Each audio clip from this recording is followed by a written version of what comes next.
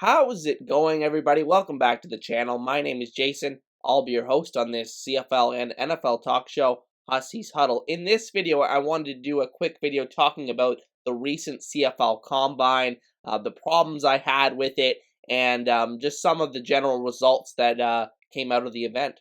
So first, I wanted to talk about the main issue that everybody's talking about this week, and that is the lack of live stream for the Combine like they had done in recent years for the league, and I just don't really know what's going on with this decision. There was a report by Three Down Nation that maybe it was due to the lack of field size at the facility that they were using in Edmonton.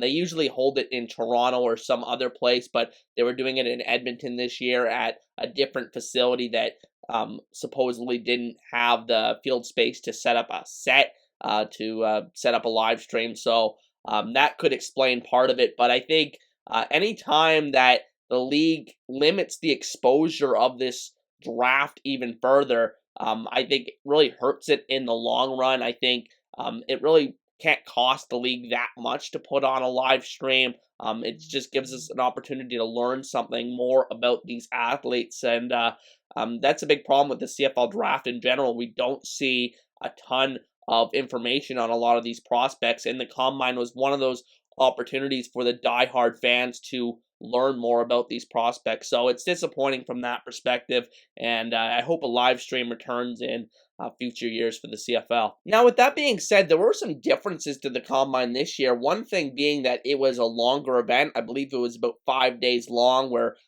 players actually had the opportunity to do full-length practices with CFL coaches and actually have 12-on-12s at the Combine, which is super valuable for CFL talent evaluators. So I love that aspect of it. I just wish we could have seen it physically with a live stream, but I think the new format makes a lot of sense for the CFL, and I'm really excited to see if we do get a live stream in the future to see that new format in action. So I'm really excited to see that going forward. But with that said, let's start talking about some of the numbers associated with the Combine. And like I said, no live stream, so I couldn't really go deep into the weeds in terms of evaluating, what I saw from the one-on-ones, because I didn't get to see the one-on-ones this year like I did in previous years. So in this video, we're just going to talk about some general numbers around the Combine this year, what schools were prevalent at the event, what positions were prevalent at the event, and some of the winners from the drills and whatnot. So starting with the schools that were most represented, the number one most represented school at this year's Combine was actually the Ottawa Gee-Gees, and with 6 selections, that's pretty impressive for them. They are followed by Western, who had 5, and then there was a 4-way tie for the third most with Alberta, Regina, Saskatchewan, and St. Mary's, interestingly enough, having 4 participants each. And St. Mary's, that's particularly impressive coming from an Atlantic University program out east. So really excited to see all of these different schools having a lot of representation at the event. There were a couple schools that I felt like in recent years would have had a lot more participants, such as McMaster. I think they only had 1, but at the end of the day, these are the ones that were the most represented at this year's Combine. Now, looking at how many players were invited for each position, there were 3 quarterbacks at the event. Don't know if there's one that's actually going to be drafted this year. I've been hearing from people that that's probably going to be the case. There's not going to be, excuse me, there's not going to be a quarterback drafted this year in the CFL draft. They also bring 7 running backs / fullbacks to the Combine, 13 receivers, as well as 13 DBs. That makes sense because trying to match up with one-on-ones and whatnot. 8 offensive linemen and 10 defensive linemen. Again, makes sense. I think that offensive lineman number a little bit low because of maybe this is just not as deep of a class as it normally is. And I've heard from other people, especially the Three Down Nation guys, that this is a very deep defensive line draft, and it's the most deep position in this year's draft. So looking forward to that on draft day. And then finally, they have invited 11 linebackers. They invited 11 linebackers to this year's event. So Those are just the schools that are represented and the positions that are well represented at this year's Combine. And now let's start talking about who led the drills. So over here I have who led the 6 main events and testing numbers at the Combine this year. Starting with the bench press, it was Philippe Grohovic out of Western, offensive lineman, who led the bench press with 26 reps of 225 pounds, which is the standard weight that they use. That's obviously a big number compared to number 2, who had 22, and that was Edouard Paradis of Houston Baptist University, another offensive lineman.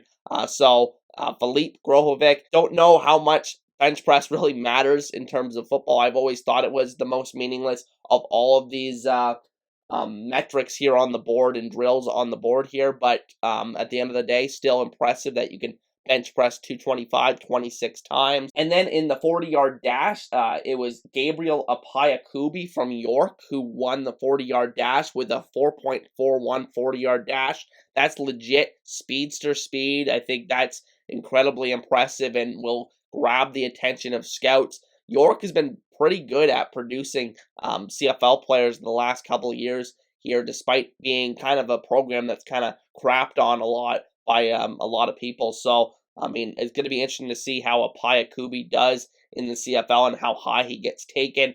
In the vertical jump, it was Jake Kelly out of Bishops who took home the lead, and he had a 40.5-inch vertical jump. Again, that's pretty impressive. And then in the broad jump, it was Jacob Taylor out of Alberta who led the way with a 10-foot, 11-inch broad jump, which was about 2 inches more than the second closest guy. So pretty impressive there for Taylor. And then in the 3-cone drill, it was Harrison Bagayogo out of Guelph. Apologize if I screwed up that name or any of the other names on this board. I'm still trying to learn the pronunciation of all of these guys' names. I'm trying to get familiar with all the names before the CFL Draft live stream next month. But Bagayogo, pretty impressive numbers there. He finished with a 6.87 in the 3-cone drill. So I really like the 3-cone drill. I think it is probably, along with the shuttle, I think those are probably the most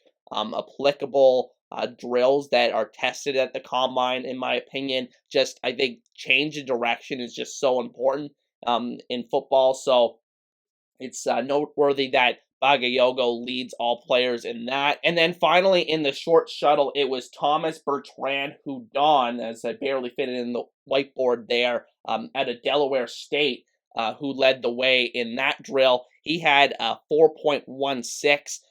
Very interesting school that he comes out of, Delaware State. I think that was maybe the school that Joe Flacco came out of a while back, for NFL fans that are out there. But at the end of the day, I think, like I said, I think shuttle and 3-cone are pretty important drills, I think, in terms of the testing aspect at the Combine. And it's worth noting that a guy like Thomas Bertrand Houdon led the way here. So those are just the winners, if you want to call them that, at the Combine, who led each of the main drills. Those are the schools that were well represented in the position breakdown of who was invited. But at the end of the day, I really just couldn't do a deep dive on this year's Combine just based on what I saw, just not any video footage I could really dive into. There were some great interviews over on 3 Down Nation's YouTube channel, so I recommend anybody that wants to get more deep into this year's draft to go check those out. But you guys will have to let me know your thoughts down in the comment section.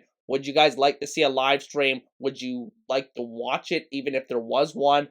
Be sure to let me know what you guys think down in the comment section and what you think about this new Combine format. I think it's great. Just broadcast it to people. I think that's really the key here. Exposure, it's really not that expensive, I don't think, to put on. So really interested to see what the CFL does in the future with it. But with that said, I hope you guys have a great day, and I'll see you guys next time. Peace.